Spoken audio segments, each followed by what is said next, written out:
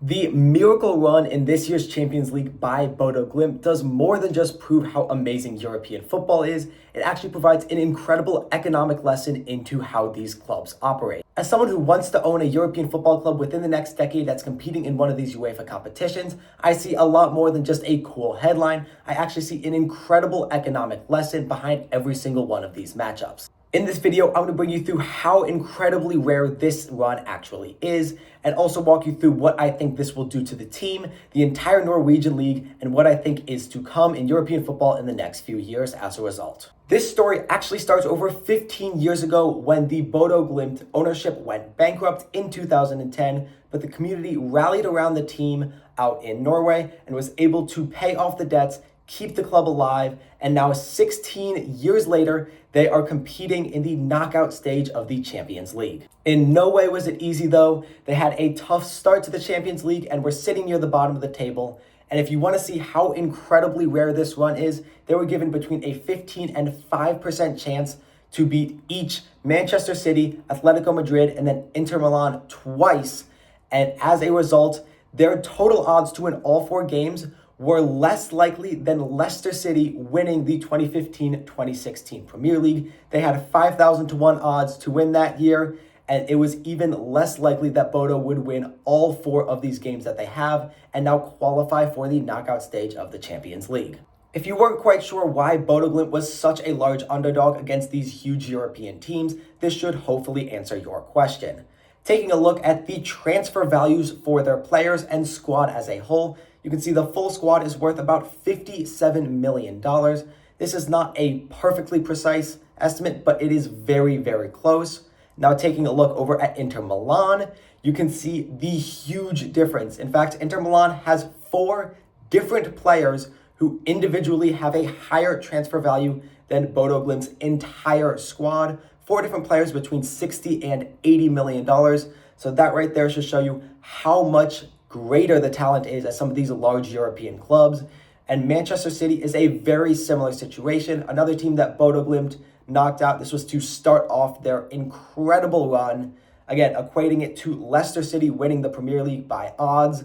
So an incredible run. And looking at these transfer values, it should be even more surprising how they are able to stay alive.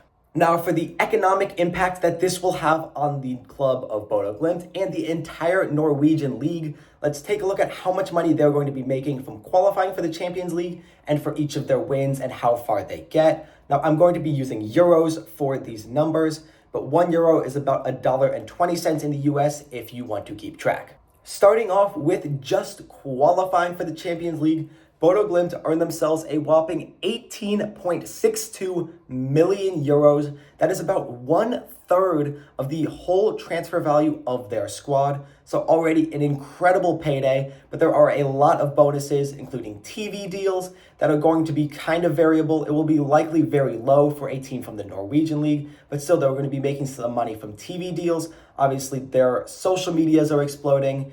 They are generally gaining a lot of popularity and following, so there will be more money rolling in, but they're also going to be earning more money from their performance in the Champions League.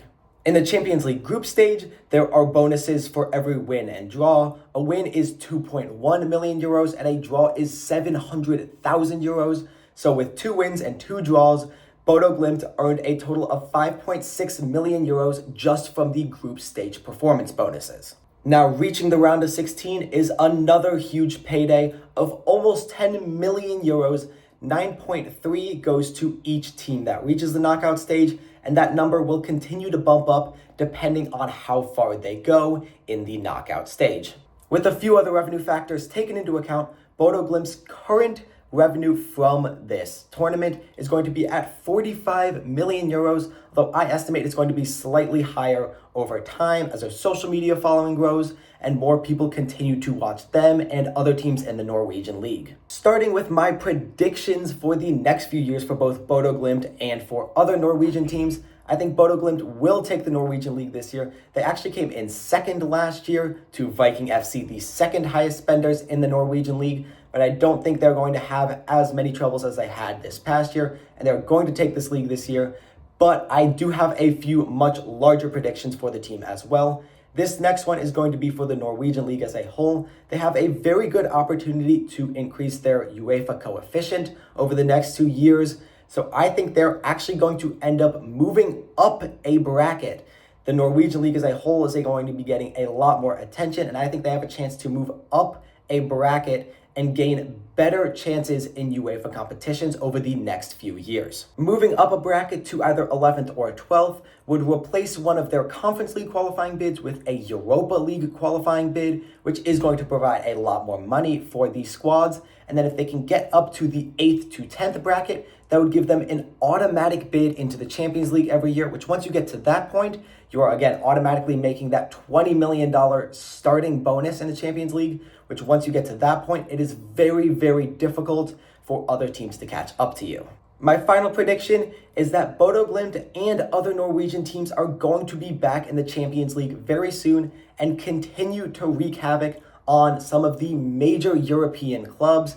They play fast, they play strong, and I think a lot of teams in Europe need to watch out for these underdogs who have a big chip on their shoulder and are trying to prove that they deserve to be in the spotlight just as much as the big clubs. If this is the first video you're watching on my channel, you may have heard me say earlier that my goal is to be owning a football club competing in a UEFA competition within the next decade. And one of the things I am doing towards that right now is depositing into the goal at the end of every month.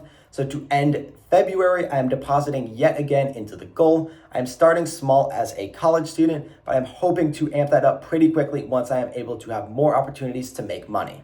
Thank you guys all so much for watching. Let me know who you are cheering for in the Champions League knockout stages. Make sure to like and subscribe, and I'll see you in the next one.